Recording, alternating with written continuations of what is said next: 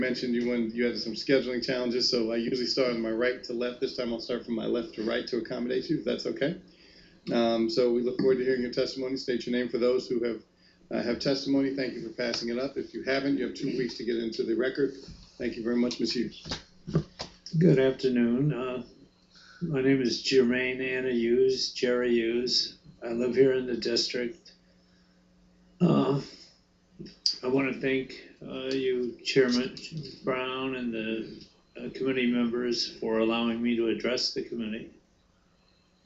I'm certain you're aware that within the District of Columbia, transgender individuals are afforded legal protection against discrimination as specified in the Human Rights Act of 1977. And it was amended on March 8, 2006 to include gender identity and expression.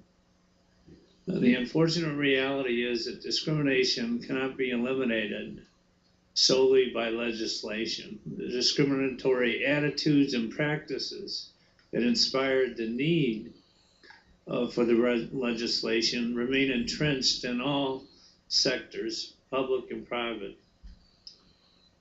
I'm presenting testimony before this committee to encourage that the District of Columbia has just cause and need, supported by both ethical and financial motives, to allocate resources and take proactive measures that will address the issue of transgender employment discrimination. Last year, the Office of GLBT Affairs provided statistics that out of approximately 26,000 employees working within district agencies, only 6 were openly transgender. That means that over the course of the last 10 years, we've had more transgender women murdered than are presently employed in district agencies. And a figure like that, a statement like that, clearly indicates that there's a persistent and systemic discrimination ongoing here in the district.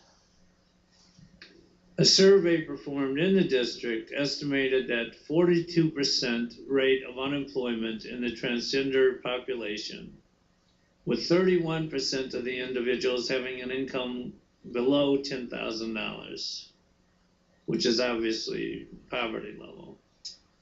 Transgender unemployment has been estimated at 4 times the national average of the mainstream population, with individuals of color among those most adversely affected, which is what a lot of the clients are at Transgender Health Empowerment. The district allocates significant resources in response to transgender discrimination and unemployment. We have social service programs, the Department of Corrections, the courts, probation, ex-offender programs, which we heard this morning. All expend significant resources as a direct result of employment discrimination. The district expends additional funds on health resources relating to HIV treatment and prevention, which are exacerbated by members of my community engaged in survival prostitution. All of these expenditures share a common denominator. They could be significantly decreased if transgender individuals were simply provided with an equal opportunity to work and live with dignity. For these reasons, it is in the district's best interest to seek and implement solutions. On September 9th, a meeting initiated by Chris Dyer, who is the Mayor's Director of LGBT Affairs, was held between senior staff representing the DOES and individuals representing the interest and welfare of the local transgender community. Those attending for the DOES included Director Walsh, Deputy Director Lisa Mallory, Project Director Charles Jones, Associate Director Ruby Washington, Associate Director Eric Scott, and Associate for the Office of Apprenticeship, Lewis Brown. Representatives for the transgender community included Cindy Clay from HIPS, Earlene Budd from Transgender Health Empowerment, Brian Watson from Transgender Health Empowerment, Sadie Ryan Baker from the DC Trans Coalition, and myself.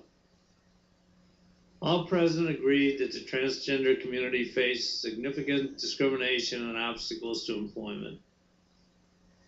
Several topics were discussed and considered, including that the DOES would establish a liaison to the transgender community, that the DOES would consider expanding their staff to include one person expert on the issues of transgender discrimination, that the DOES would implement initiatives to attract and serve the transgender community and to provide the training and services that are offered to all district residents, that the DOES would take whatever measures they could with their limitations to ensure that the transgender community would represent a reasonable demographic in the population of 26,000 individuals employed by district agencies and services.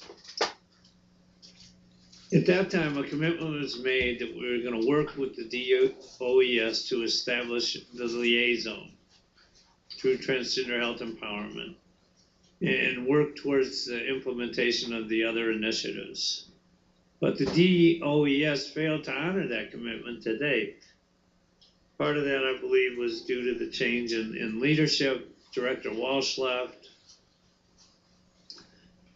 And others present at the meeting still remain. And what I'm really hoping for is just the community wants to meet with the new director, Dr. Webb. I've already spoken to her this afternoon, actually, and she seems committed to do that. And hopefully we can move together to honor the commitment that we made at the meeting and work in the interest of the district and find these people employment. Thank you.